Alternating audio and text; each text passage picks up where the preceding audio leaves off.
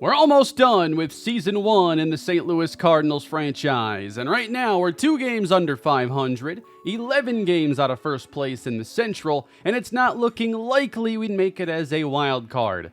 5 games back, 22 games to go. We're going to finish off the regular season and see what is next. I've enjoyed year 1. I'm even more excited to see what's ahead, though, in Season 2. Here are our numbers right now with a few weeks left to go. Nolan Arenado is our home run leader with 24. 3 players have broken 20, and Lars Nootbaar should be able to get there. The OPS numbers have definitely slipped a lot in the second half of the year. Wilson Contreras was playing at an all-star level for much of the season, but his play has really gone backwards post-all-star break. Sonny Gray is having a brilliant year, but it is not enough, as he is about matching what he did in his previous year in Minnesota. The Minnesota advanced numbers are better, but this is exactly what Sonny Gray was brought in to do. The rest of the pitching staff, though, has been a very mixed bag, and we've had our hot streaks, but it's a hot streak because it's not what we normally are, right? You know, this isn't a great pitching staff. We can just have a few good weeks. Our batting average has slipped down to 25th. For a while, we had brought all of our stats that we go through here to about a league average level. For batting average to go back down to 25 is really surprising, along with our runs scored. The offense has just dried up over the course of the year. 24th in home runs. 27th in on-base percentage.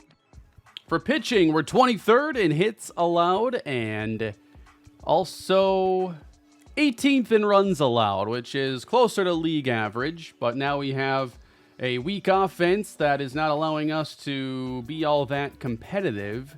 Some of our young players are in cold streaks right now. Jordan Walker, who is a 78, and then Mason Wynn, whose potential has fallen.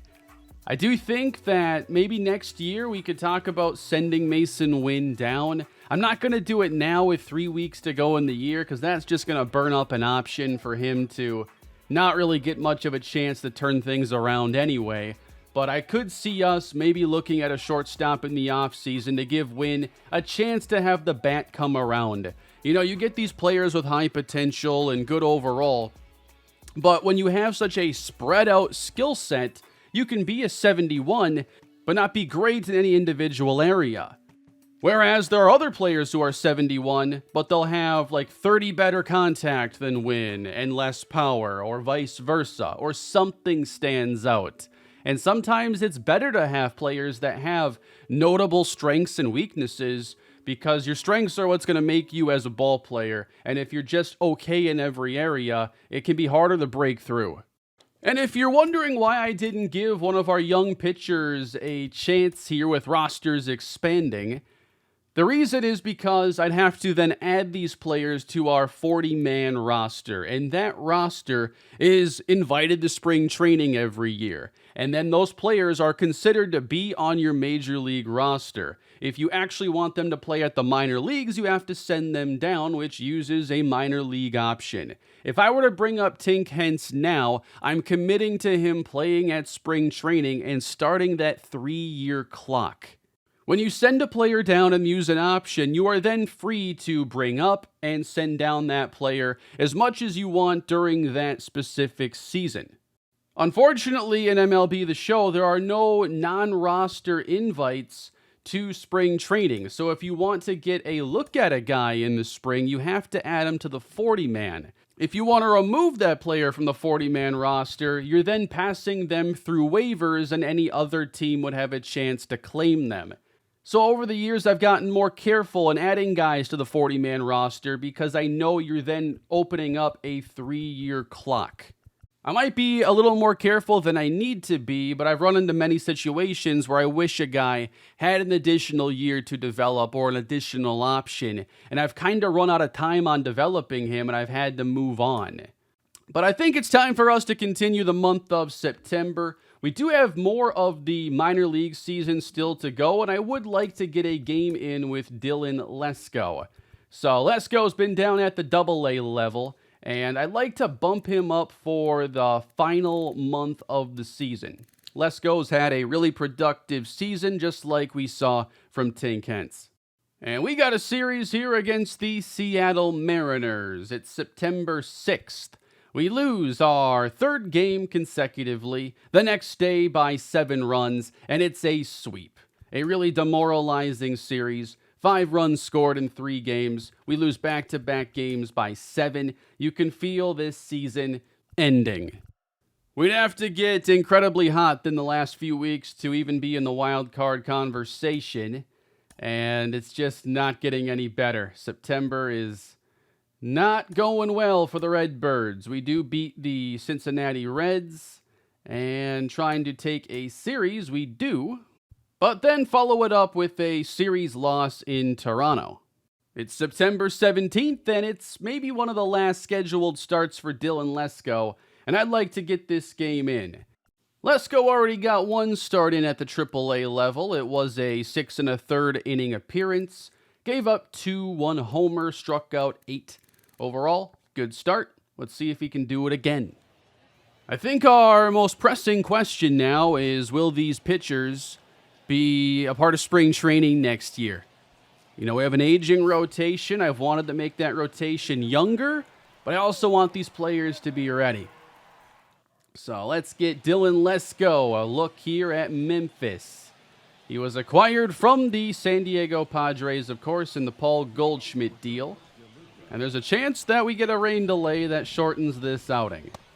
Missing inside at 93. Now, I have seen some feedback lately to maybe give Hall of Fame another go. Definitely in the last episode, as that one is belted to left field and run down. The games we played last episode did have an easy feel to the pitching, but it was Sonny Gray who's been in top form this year and then pitching with Tink Hence at AA. So I feel like most of my major league games on All-Star now this year have felt pretty good. You know, I liked playing on Hall of Fame for the past couple games. This one just felt like it wasn't the same. I wonder with these updates they're putting out if anything could have been tweaked. I want All-Star for this one. When we play a major league game later, I might consider Hall of Fame. In addition to a mid-90s fastball, he throws a changeup, curve, and a 2-seam. Having some trouble getting in the strike zone here. He's close. There's a really good prospect on deck, too, we're going to see in Xavier Isaac. Pretty sure he's a really highly ranked prospect. I want to say like top 10. 3-1 and lined into right field, base hit. Tampa's first round pick in 2022, Xavier Isaac, hitting .357. 1,000 OPS, on his way to the bigs before too long. So a good matchup here, 2 top prospects. Count is 2-2. Isaac lifts one to the opposite gap. And a diving catch! And it's Victor Scott! Well, we get a great look at the young outfielder, and that's the value he brings defensively. Wow! He has like 99 speed. He's one of the only guys you're going to see get to that ball. That was awesome. Most outfielders can't make that play. That would be an RBI double or triple. Ground ball finds its way through the infield. They've made some okay contact here off of Lesco. There we go, missing the bat at 94. 1-2. Wow, that is close. Full count, trying to go high fastball. And it's popped up behind second base. Shallow center, and Victor Scott makes another catch. 2 down now in the second. Looking for back-to-back zeros. And the 2-seam is lined to third base. We're getting some great defense behind Lesco today. Fastball gets him to extend. So what's your out pitch here with an 0-2 count? We'll try the changeup first. Got him over the top. Strike 3. You know, his command has been iffy, but they are willing to chase, it seems. 1-2 on DeLuca. Right back to Lesco, has some initial trouble, and then makes the throw to first. You know, this has been a nice swing and miss fastball. I need to remember to actually check out the pitcher analysis afterwards, because I want to see how many they whiff at. That is strike 3 with the backdoor curve. Curveball back again for strike 3 of Curtis Mead. I know we met him in the A's franchise in our playoff battle. You know, I've actually gotten to recognize so many of the minor league names going through multiple franchises and seeing these guys develop and even acquiring some of them. Now Isaac. Want to highlight all the chances we get against him as he goes opposite field and foul. Victor Scott made the great play to get him in his first at-bat. Now 1-2. Isaac pulls that curve foul. Up and away with the fastball coming. That missed. It is hit well to right field, and it is run down. Isaac's hit it pretty well a couple times. 2 hits allowed to this point for Dylan Lesco. His defense has saved a couple more. I like his fastball. You know, they're not doing a whole lot with it. It's helping us get ahead in the count. And the curve is there. You take that one. Waving at the curve. And another 1-2 count. Let's go right back to it. Just low. 3-2. Ooh, that was almost a bunt. Little check swing foul there. Haven't seen that one too much. Really forced a battle here for the first out of the 5th. Pitch 10 to Jones, and it's not enough. I mean, we've gone everywhere. What do we throw next? The curve? Let's get this at-bat over with. Just low. There's that swing and miss fastball again to get ahead of Williams. And the 0-2. Good pitch, but fouled off. Up the middle. Diving stop. There's one. And that's all they get. 0-2 now on Driscoll. And it's strike 3 looking this time. Lesco looking to finish off the 5th inning, approaching 80 pitches. And that is strike 3 looking. He comes out for the 6th inning. I don't see him going complete game like we saw from Tink Hentz. That's down the line, and it lands fair. Good speed, but not testing. 3 hits allowed now for Dylan Lesco. See if he can get through this 6th inning. Energy is becoming a bit of a concern. Grounded up the middle. Backhand, and one there. It's all they get. Facing Curtis Mead. A 2-2 count and low. Isaac on deck. Big pitch coming from Dylan Lesco. And it's lifted in the air left center and run down. 2 away, and that brings up Isaac. There's a backdoor curve to get that first strike. And a ground ball. At second, good play, and it's 6 scoreless for Dylan Lesco. They might send him out for the 7th, and they do. We're going to empty the tank here in a scoreless game. That's headed to left field. And that's the 4th hit for Durham. And he is taken out of the game after that. But that was a pretty good showing for Dylan Lesco. I mean, he didn't allow any runs.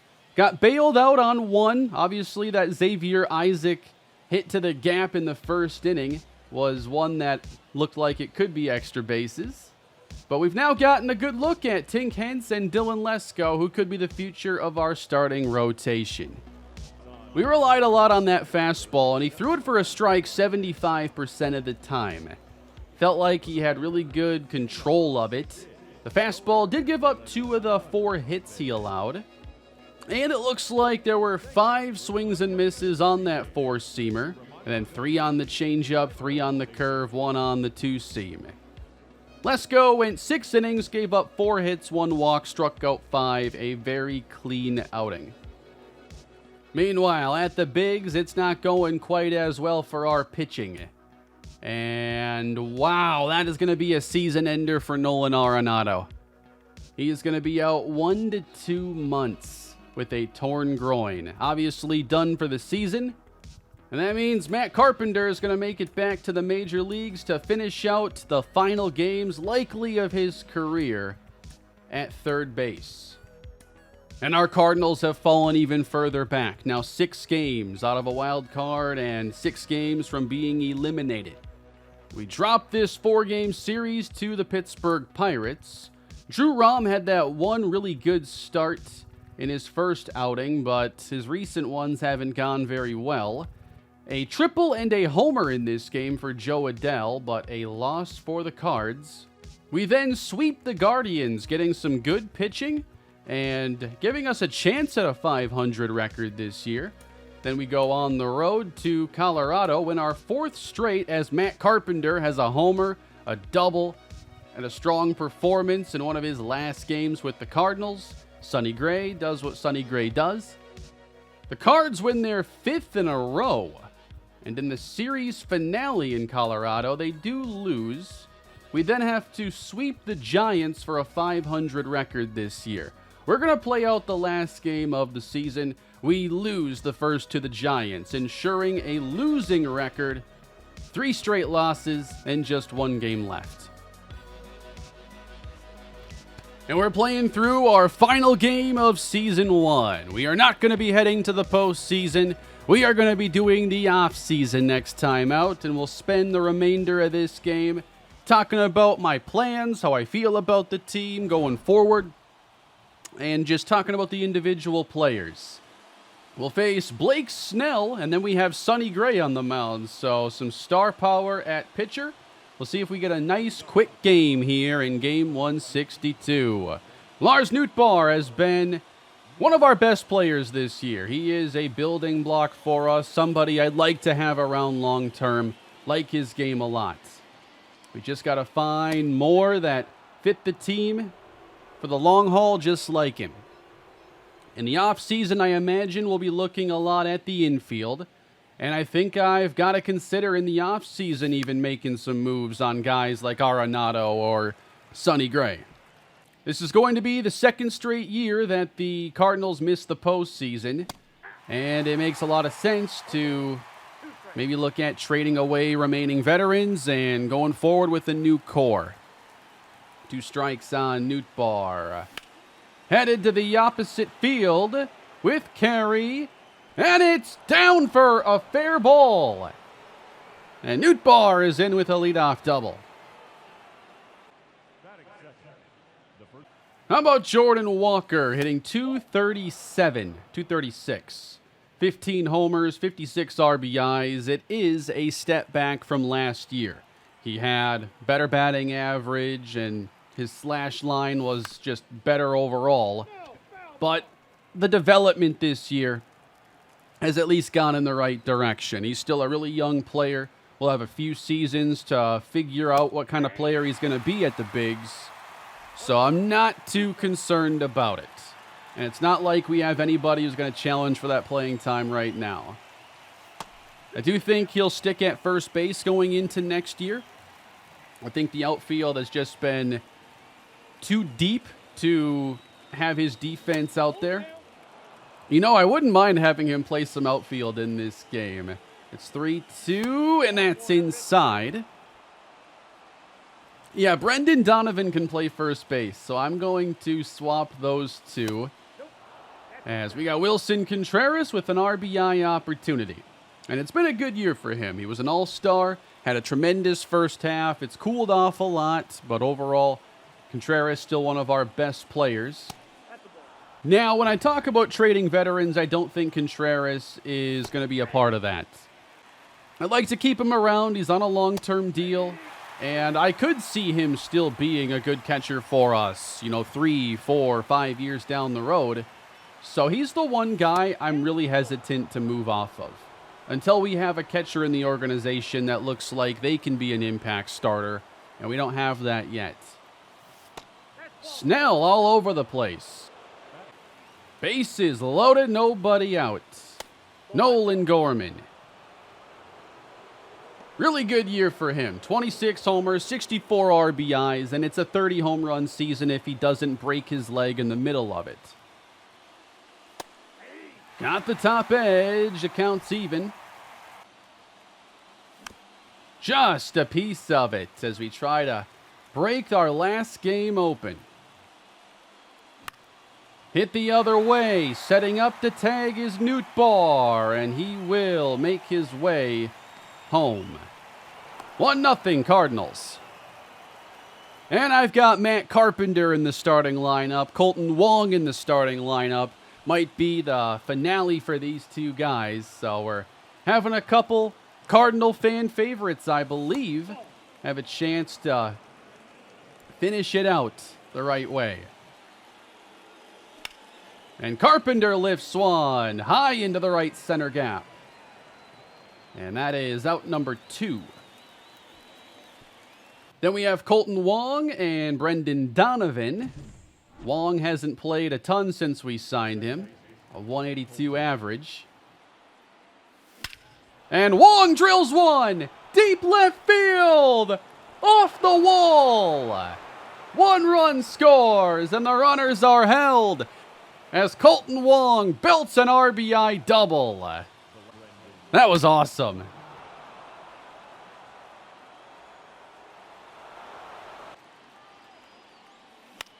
Donovan past third base, wave him home. Wong comes around, he scores, and it's 4-0 Cardinals. How about all the left-on-left hits in this inning? We bring our 8th batter to the plate, and Carlson into the right center gap. And we'll have all 9 hit here in the first. We'll see what the future holds for Mason Wynn. It's pretty uncertain right now, but this was a tough first season for the rookie. 4 homers, 207 average. The bat needs more development, and I'll do whatever I think is best for that to come around. Popped up by Wynn. And that looks to end a first inning that Blake Snell would love to forget. And it's Sonny Gray in his 30th start of the season. I am going to play this on All-Star. I want to see if this ends up being another easy-feeling game or what we end up with. 78 and 83. On our way to win 79, perhaps. Do we look to possibly trade Sonny Gray in the offseason? What do you guys think? We have to field a team, too. I'm trying to be somewhat hesitant with some of our prospects to not rush them, but someone has to play. I'm excited for free agency because I know that we're going to need to find guys that are going to play roles, and I love giving guys second chances or looking at different reclamation projects. We're not going to be in the premium free agent market. We are trying to build a core, and part of this, I think, is just building a team that lets us buy some time for guys to develop. But at the same time, not trying to just waste the offseason and maybe find guys who have a chance to be multi-year contributors. Here is Jorge Soler. 241 on the year, and Sonny Gray gets ahead of him. That is strike 3 looking. What a start. The pitching is on All-Star. The hitting is still on Hall of Fame. I'll have to reevaluate for year 2 what I would like to do. And I might just have to sit down and play some exhibition games or something with Hall of Fame to see if I like the feel. I know I changed it after a bit of a small sample size. It just felt immediately like things weren't quite right. After giving up 4 in the first, it's a 1-2-3 second for Blake Snell. Y'all get one eventually. I want to see Carpenter give them one later in the game. I don't think it'll happen against Snell, but I'd love to get a hold of one. We got the double with Colton Wong. I got to do something with Carpenter now. But yeah, is there a chance we've played the last game in the series with Nolan Arenado? Now with the season-ending injury, I think he's going to be like 33, 34 next season. And one thing to remember is we have a lot of holes in this minor league system. We went through that last episode. At third base, first base, there really isn't much for the future. Behind Mason Wynn, who just had a pretty bad season, nothing at shortstop. Strike 3 on Yastrzemski. And here is late night Lamont Wade into center. Carlson camped under. Quick second inning. Here is Carpenter hitting in the third. On the first pitch, it's into right, and it's off the glove. He's got a hit. Colton Wong's got a hit. So these guys aren't leaving with an offer. Speaking of Colton Wong, had that big double for a moment. I'm like, is he really about to send one into McCovey Cove? Man, he was a first rounder way back in 2011. That's depressing to say that 2011 was way back, but it is factual, guys. It was 13 years ago. Let that settle in. You're all old, just like me. Ah, good change up from Snell. He's settling in. With his blazing 17 speed, Carpenter will be off with the pitch. Tapped up the first base line, and it's back-to-back. Solid innings for Blake Snell. Oh, that is smoke to right. Blake Sable, splash landing. And the Giants are on the board. I was just trying to sneak a cutter inside, and he sent it to the moon. A base hit to right field, and the Giants have their second hit. It's Jorge Soler. And now Sonny Gray falling behind in the count. Yastrzemski bounces it. Let's see if we can get 2. Double play, and the 4th is over. Haven't gotten much going since the 1st. Snell here, top 5. Gets the second strike on Jordan Walker. Out in front, it's strike 3.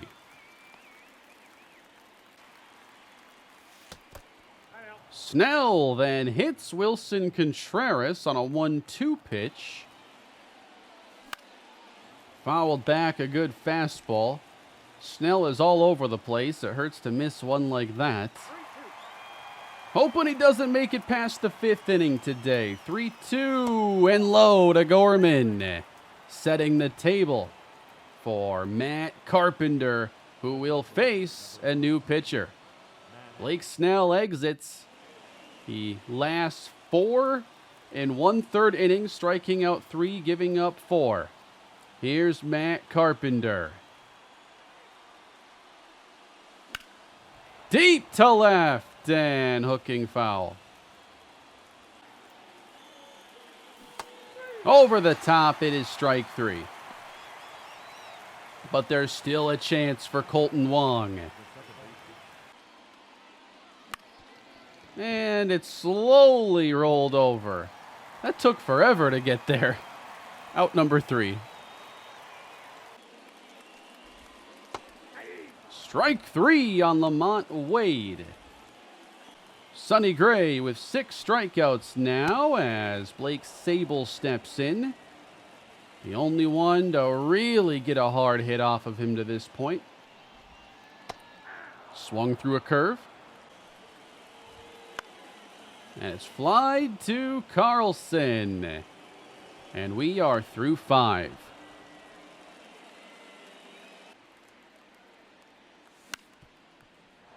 That's a base hit for Brendan Donovan, top 6.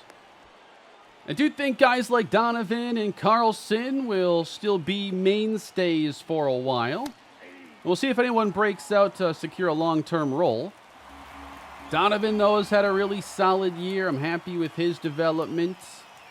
Carlson still has work to do, but we know he's there in big moments. I'd like to see one good hit here from Mason Wynn to close the season out, too. His only hot zone is right down the middle. That's off to right center. A lot of room out there. We're going to wave home the run, and Mason Wynn has an RBI triple. 5-1 Cardinals. I guess that's, I think, my first triple in this game. Of course, it comes here in San Francisco, where right center is what? They call it Triple Alley? That wasn't even a sweat. And that should bring home Win. It's 6-1 St. Louis. And despite Sonny Gray having a great 5-inning start, we're going to pull him. It's the last day of the year, and I want to see more of these relievers. Andre Pallante. Numbers aren't anything great. You know, I'll do what I can when it comes to getting more bullpen arms, but I mainly want to look at guys who could be multi-year solutions. I'm okay running back guys like Pallante or Fernandez if they're young and have decent potential, rather than like older veterans who might be short-term solutions. I don't mind having a little bit of a relaxed approach early in the franchise. I'm not trying to, turn this around overnight. I know it's going to take more work than that. I'm not going to try to spend every dollar just for some minor upgrades. It's going to be long-term decision-making. We'll see. Maybe I make some emotional decisions when it's time to go in the offseason. That is going to land in shallow right. Estrada gets a base hit. Pallante got the first 2 easy, and now he gives up a hit and a 4-pitch walk to Austin Slater. Getting Soler to chase, and Pallante now 1-2. The breaking ball is hit to left, and it gets down and past Jordan Walker. We're sending home the second runner, and that is a 2-run double. Tried to go to that big curveball of Pallante, and Soler gets the Giants 2 on the board. And then bounce to third base. That'll wrap up an inning.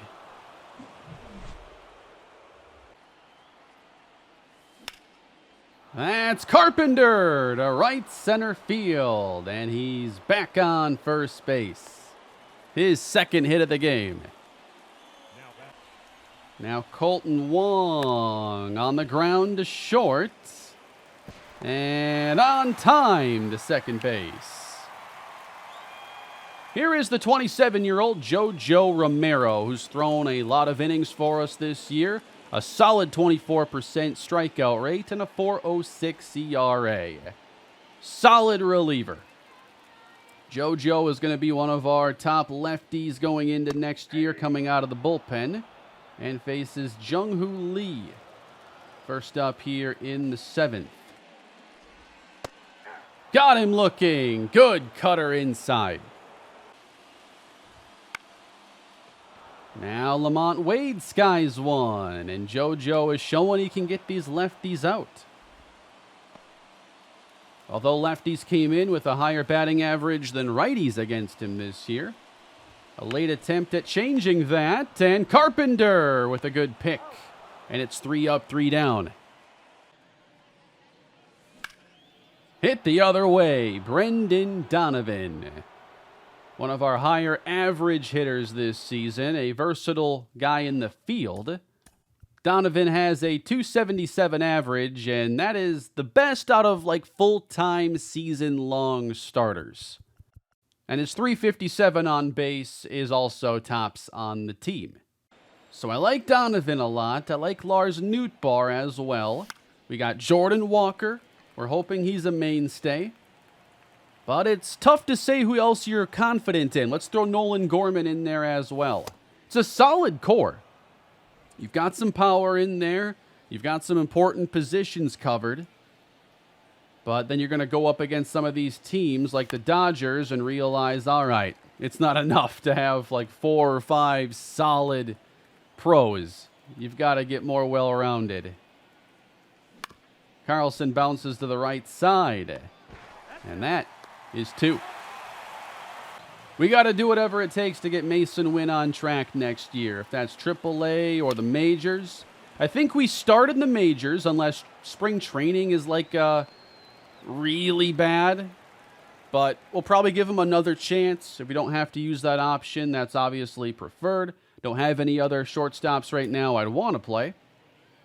And we'll bring in Matthew Liberatore, who hasn't been great in his major league opportunities yet. So he's a career .532 ERA guy with a 1.54 whip. He's given up too many home runs this year. His FIP is a .508, and he's a 65 overall. He might be somebody else who could use a little more time at the minor leagues with 3 years of struggles.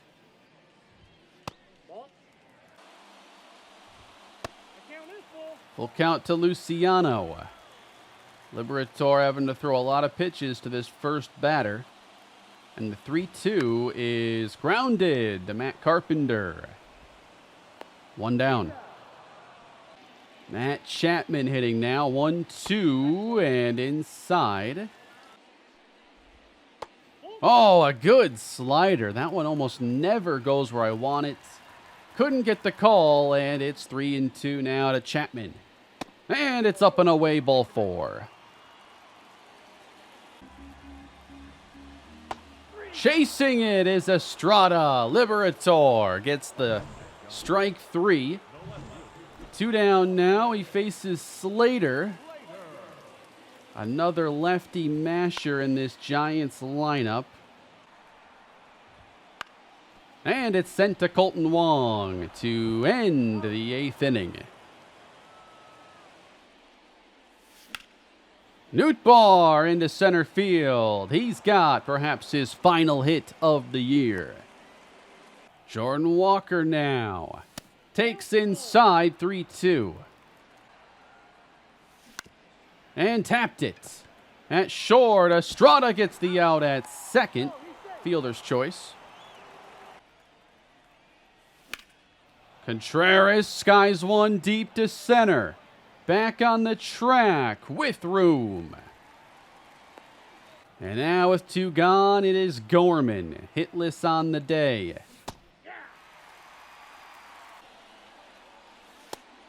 Three and 2. Can we give Carpenter a chance in the 9th? Tristan back. Low with the curve. And we lay off. It will be Matt Carpenter. Maybe the last at-bat of his career. And Carpenter skies one. Right center field. Deepest part of the park. And run down. And how many parks is that, like a home run or an extra base hit? He had to hit it to that part. Bottom 9, here we go. And it's Ryan Fernandez. Lefties have given him a lot of issues this year, but he's done great against righties, and his numbers have been good. He has gone from a Rule 5, 55 overall guy who was a long shot, and now he's a 61. Up 6 points in 1 year. He will solidly fill a role in our bullpen next year as one of our top middle relievers. The question becomes, can he go further than that? And I'm excited to find out. Next year, we'd have the option, too, of being able to send him down to the minor leagues. But with the way he's playing, I don't think that's going to happen. I do like his pitching arsenal when you look at pitching to right-handed batters. You can throw that slider away to get them fishing. The curveball is also a good option. The cutter is, you can use that a lot of different ways. It doesn't surprise me that he struggles more against lefties because those breaking pitches are tough to throw inside. You can leave those over the plate. And he doesn't have a changeup or a two-seam. So I feel like against lefties, we have to develop kind of a second pitch to throw beyond the fastball. We'll see if we can do that against Yastrzemski. 0-1 and low. These are pitches I don't like throwing to lefties in these situations. I don't know much about pitching, but when it comes to the show, I try not to throw a lot of right on left, like sliders in, and I'm really careful there because I've made plenty of mistakes. But 2 down, looking for, I think, his first big league save, and it's Jung-Hoo Lee. He has been credited with 3 blown saves on the year, so he's allowed some late leads to be surrendered. Lead right, here is Nootbaar, and that is Season 1 of the St. Louis Cardinals franchise. We moved, I think, at a quick pace. I really enjoyed going through it this way.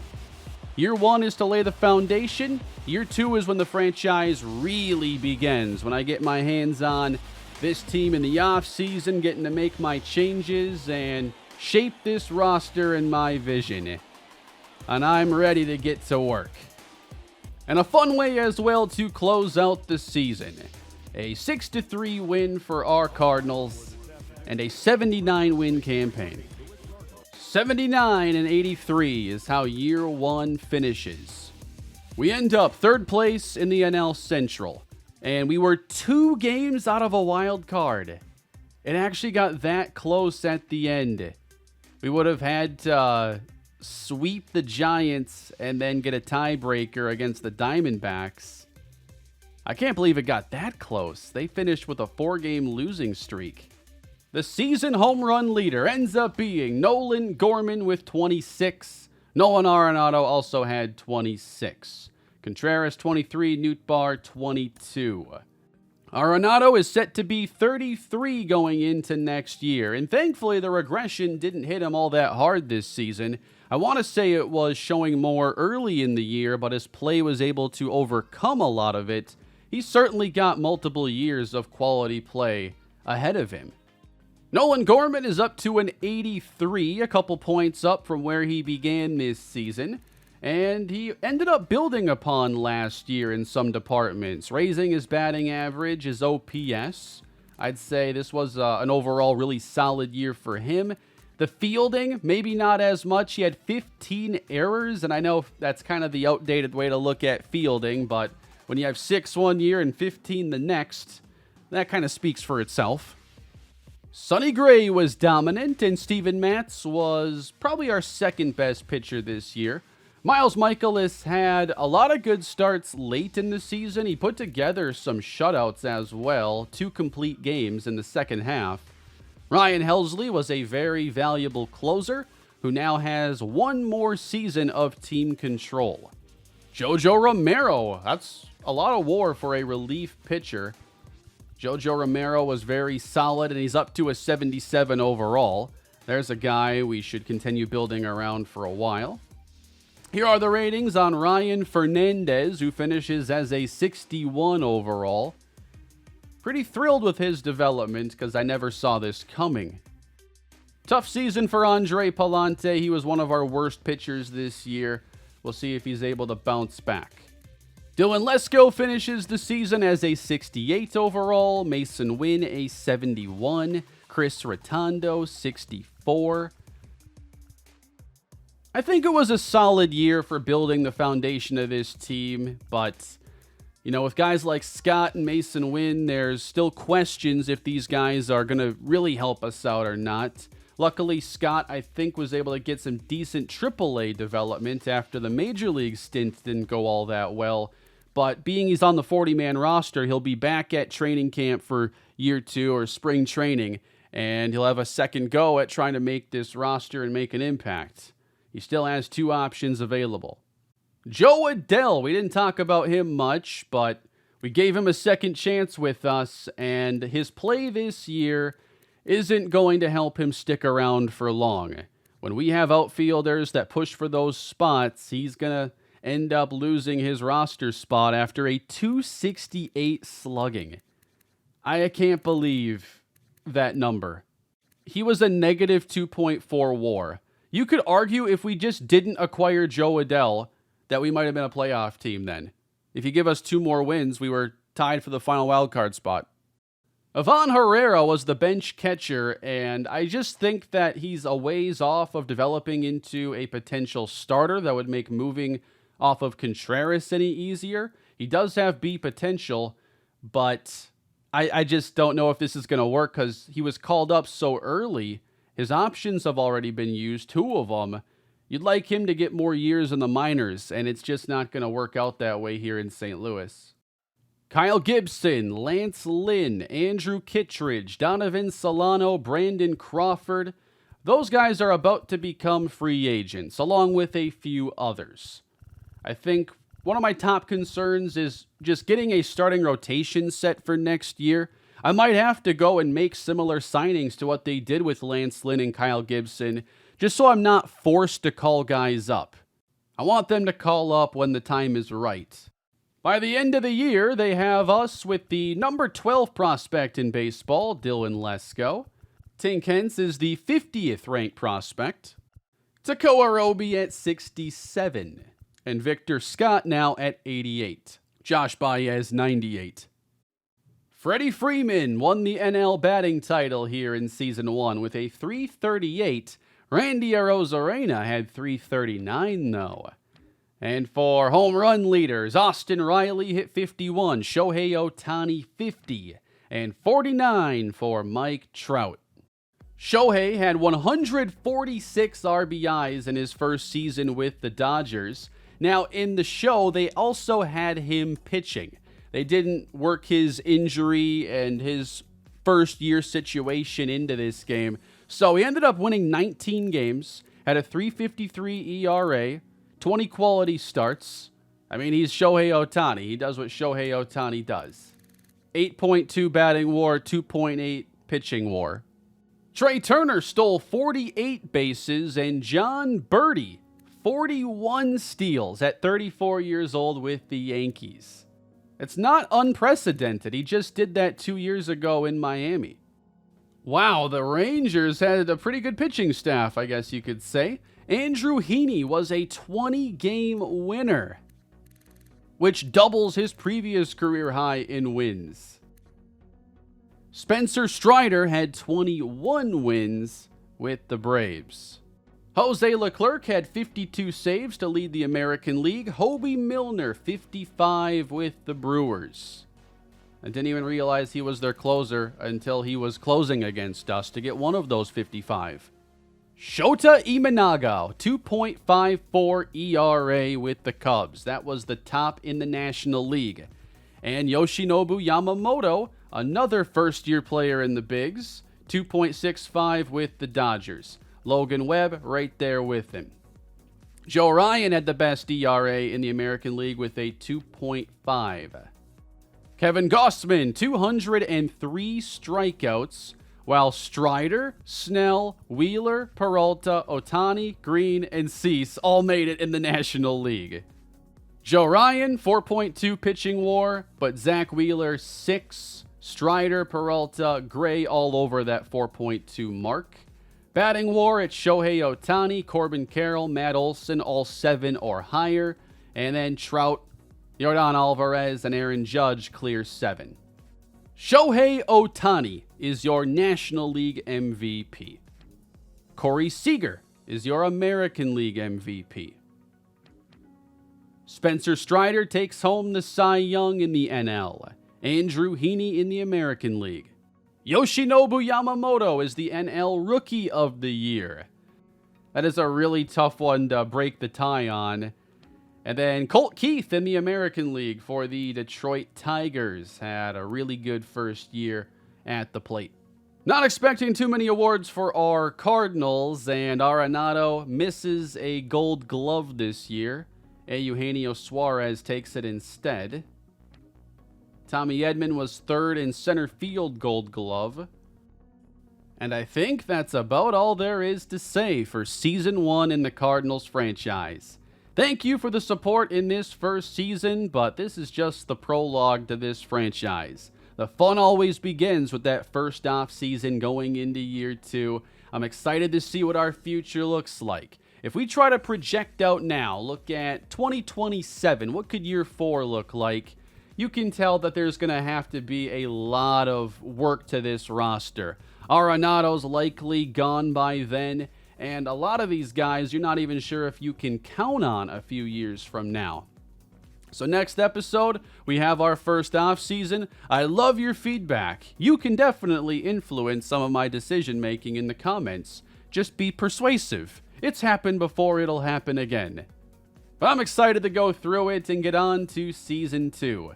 Thank you all for watching today's video. Don't forget to leave a like and subscribe to the channel if you're enjoying the content and want to help support it that way. Everybody take care, and I'll see you when we get into our first off season. Have a great day.